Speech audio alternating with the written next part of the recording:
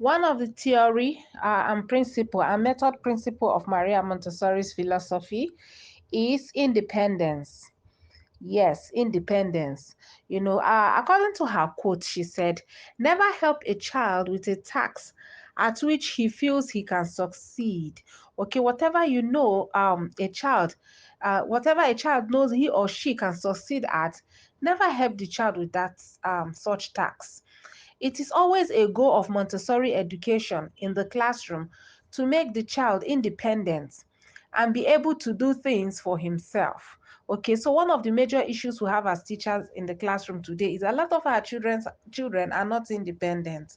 They always wait for that one-on-one attention. They want you to come, they need prompting, they need a lot of pushing, but a child that has been in a Montessori environment from infant age and to infant stage to toddler to adolescent stage, okay, the child will develop independence, okay, because working with the material, giving you the materials to work on your own, okay, helps to build your self-confidence. So it is very, very important in a Montessori environment. It's one of our belief, one of our philosophy, that a child is supposed to work independently. And trust me, as teachers, if you have children in your class and they are independent with their tasks, it makes you happy, okay, it makes the work easier. So this is achieved by giving children opportunities. Yes, you have to give them opportunities to be independent. Always allow them do things on their own, allow them take responsibility. The second theory and method principle in a Montessori environment is observation. Okay, observation or watching the child is for parents easy to do. We can spend countless hours just watching children and see how they are enjoying themselves, exploring their environment. This was what this was the simple method of how Maria Montessori has learned about children and developed her theories on child development.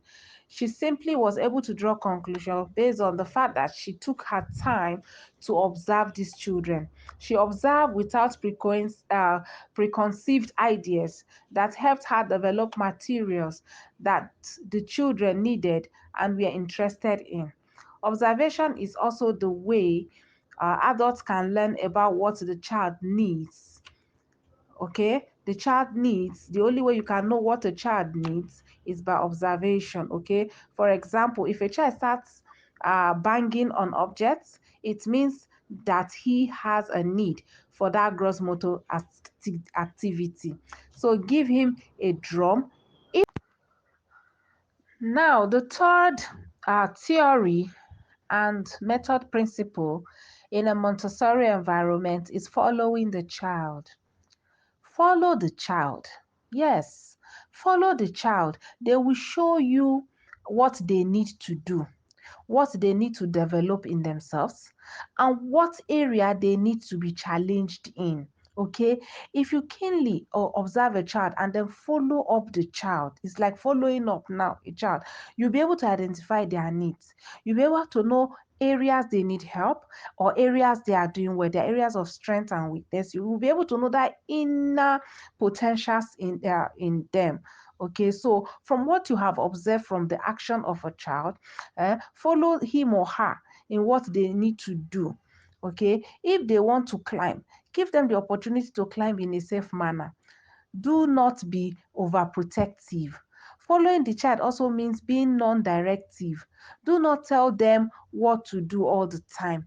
Give your child the freedom to choose what he wants or needs to do and another theory and method principle I want to talk about here is the prepared environment in a Montessori environment.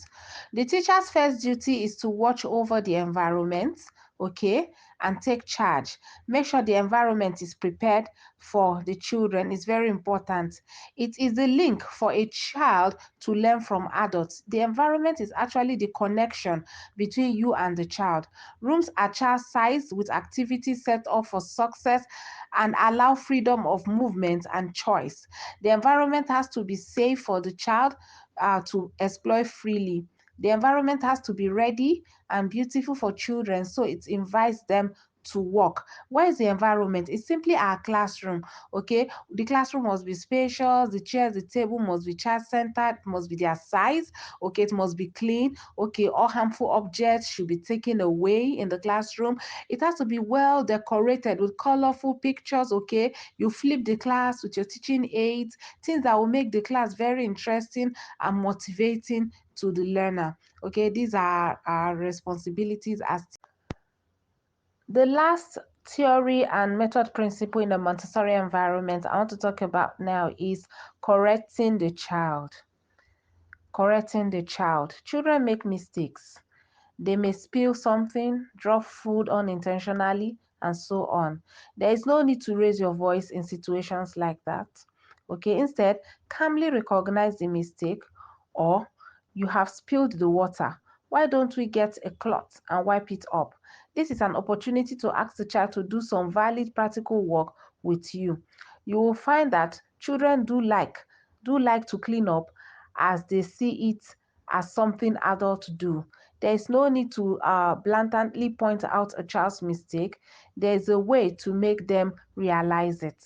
For example, bib, with a cloth bib, a child who is learning how to drink from a glass will find out that if he sips the glass a bit too early, okay, the water will spill on him and he will feel it. If they mispronounce a word, there is no need to correct them, but rather say the word correctly. Correcting children may result in them being scared to attempt anything in fear of making another mistake. Okay, so children learn, you are a role model to them. They actually learn or correct themselves seeing what you do.